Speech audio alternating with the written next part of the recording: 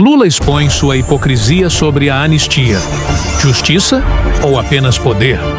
O cidadão cometeu essas barbáries todas e ele agora começa um processo de pedir anistia antes de ser julgado.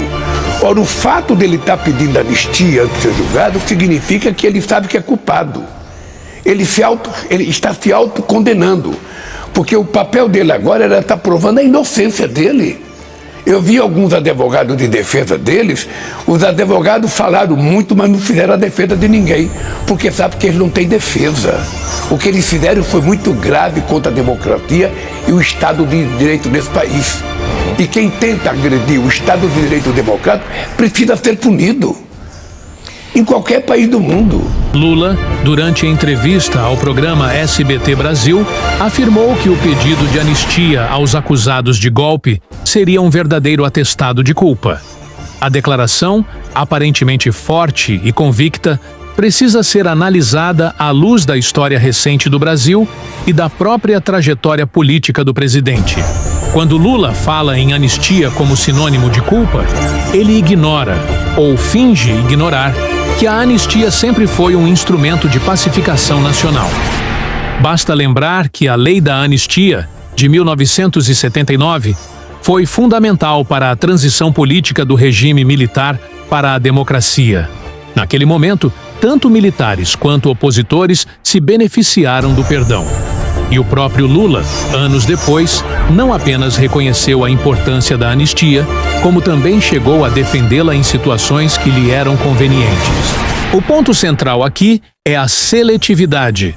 Quando a anistia serviu para abrir espaço para ele e para seu grupo político, Lula a considerava legítima, necessária e até nobre. Mas, quando a discussão gira em torno de seus adversários, em especial os conservadores e apoiadores do ex-presidente Bolsonaro, ele a trata como confissão de crime, como um carimbo de culpa que desqualifica qualquer tentativa de defesa. Essa contradição escancara uma verdade incômoda. Para Lula, a lei e os princípios não são universais, mas instrumentos moldáveis conforme seus interesses políticos. O discurso muda não por convicção, mas por conveniência. E essa postura não fortalece a democracia, pelo contrário, a enfraquece. O que está em jogo não é apenas a questão da anistia, mas sim a essência da justiça. Se a justiça é usada como arma política, ela deixa de ser justiça, torna-se vingança. E a vingança, travestida de legalidade, é uma das maiores ameaças ao Estado de Direito. Vale lembrar que o próprio Lula, durante seu período de condenação e prisão, clamava por anistia, perdão e revisão judicial.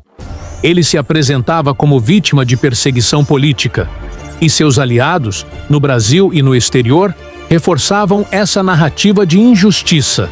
Mas hoje, sentado novamente na cadeira presidencial, Lula abandona esse discurso e assume a postura de acusador implacável. O conservadorismo, ao analisar essa situação, não busca proteger culpados ou inocentar quem cometeu crimes. Pelo contrário, defende que todos sejam julgados de forma justa, sem parcialidade, sem manipulação e sem instrumentalização da justiça. O que se cobra é coerência e imparcialidade. Porque sem coerência, não há justiça. E sem justiça, não há democracia.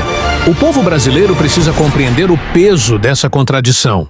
Se aceitarmos que os mesmos que ontem pediram anistia hoje a demonizem apenas porque ela beneficia os adversários, estaremos aceitando também que a lei se torne um campo de batalha ideológica e não um pilar da civilização.